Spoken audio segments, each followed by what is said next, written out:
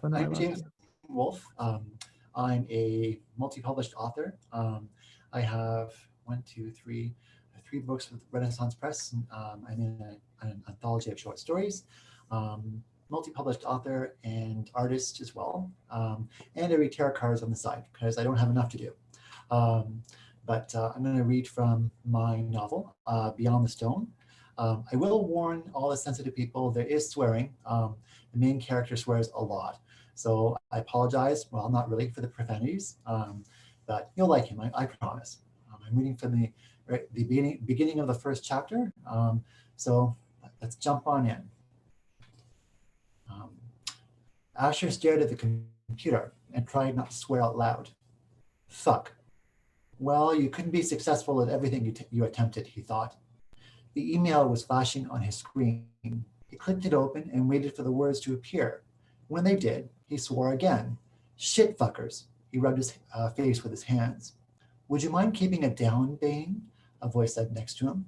Some of us would like to work without the benefit of profanities. Madison Lamar peeked up at him over her half cubicle wall.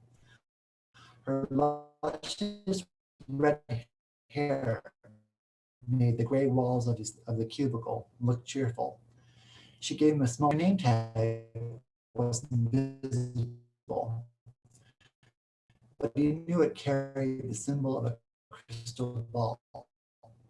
He knew that Madison was the only. She was just being nice to him. Horrible about that. Standing, Madison shook out her long hair and smiled at him. Even if what they're saying is boring, there's always lots of mind candy to listen to. She gave him a wicked smile. Yeah, for you, maybe, not for me. No, I get to sit there and try to not look like an idiot if I'm called on to report. She almost purred at him. Asher Bane, are you afraid of public speaking? Since when is a rook afraid of anything? He bristled and felt the stone markings start to slide across his skin. She must have felt the change in him too, because she tried to look concerned rather than all-knowing. Just because I'm a rook doesn't mean I like being fucking brave. Everyone always expects that of me. But is it so wrong that sometimes I just want to sit with a good cup of mist wine and get sloshed? She shrugged. Don't look at me like that, Bane. It's not my fault you're a rook.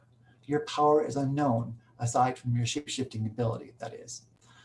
You could tell me what it is. You're a fucking seer. Madison shook her head. No, I couldn't, she said. When I try to look, I don't see anything, only smoke and shadows. Fucking seer, what good are you? He spat.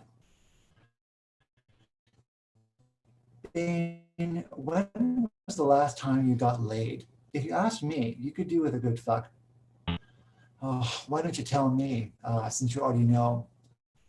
There was a beat of silence, and he could feel her in his head. Gods, Bane. 2 years? What's the matter? You haven't met anyone that tickles your fancy? I know that Claude would love to have you for rough and tumble. He shook his head and couldn't hide a grimace. Fucking dryad. He'd go on and on about saving the earth and all that.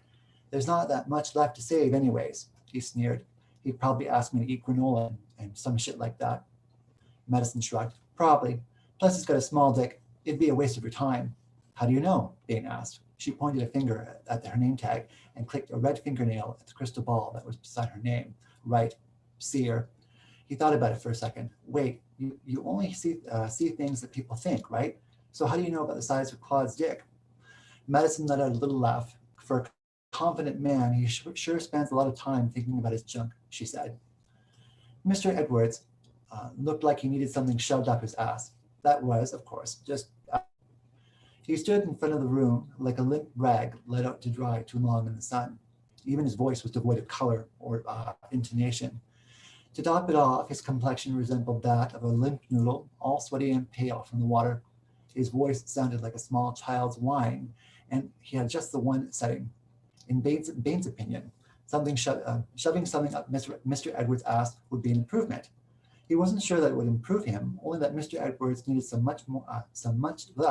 needed some excitement in his life before he faded away into nothingness.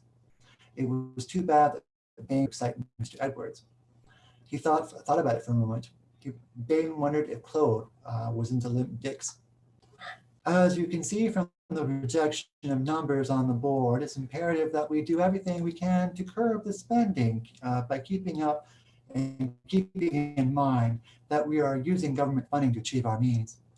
Bain sighed inwardly. Edwards always said a lot without saying anything. He constantly talked without pausing, sounding like a never-ending nasal drone. He didn't know the meetings anyway.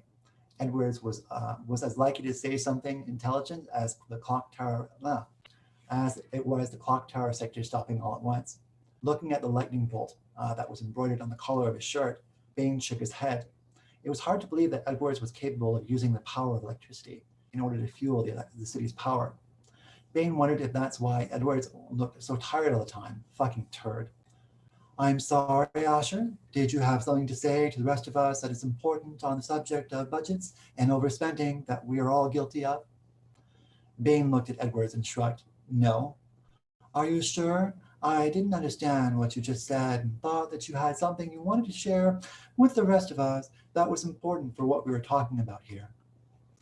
Looking around at everyone, he saw they were all smiling and trying to hold in their laughter. Darcy, a tall, thin guy with dark, wavy hair and pale skin that looked like Death's cousin, had actually stuffed his hair in his mouth to muffle the sound. Lucille, a petite blonde that always looked as if she had smelled something horrible, was now sporting a face as if she had smelled the most horrible thing that known to mankind and was trying not to cry about it. Claude was looking at him with wide eyes and a grin that made him look as if he had shit himself. Madison had a hand over her mouth and her eyes were full of mirth. Something funny was going on here, only they didn't seem to be laughing at him. Had he actually uttered the words fucking turd out loud? Shit, Bain said. He could think of nothing else to say about the current situation he found himself in. Yes, Asher, this certainly is a shitty situation. Thank you for agreeing with me. It's nice to see you being a participant for once in conversations, as I know you like to work alone and would prefer to be one-on-one, but thank you for taking up the cause. Fuck. Did he have to say everything out loud in one long breath like that? It made his whining voice more unbearable. What cause could that be? Bain asked. Why, the Board of Governors. To establish better spending habits, of course. You will also be responsible for the task force that will take out the leaders of the black market that are throwing our world into further decline, as if there is such a thing possible. Edwards took a breath. Thank you for volunteering. Edwards actually gave him a wet noodle limp dick smile. Fuck, Bain said. That's it.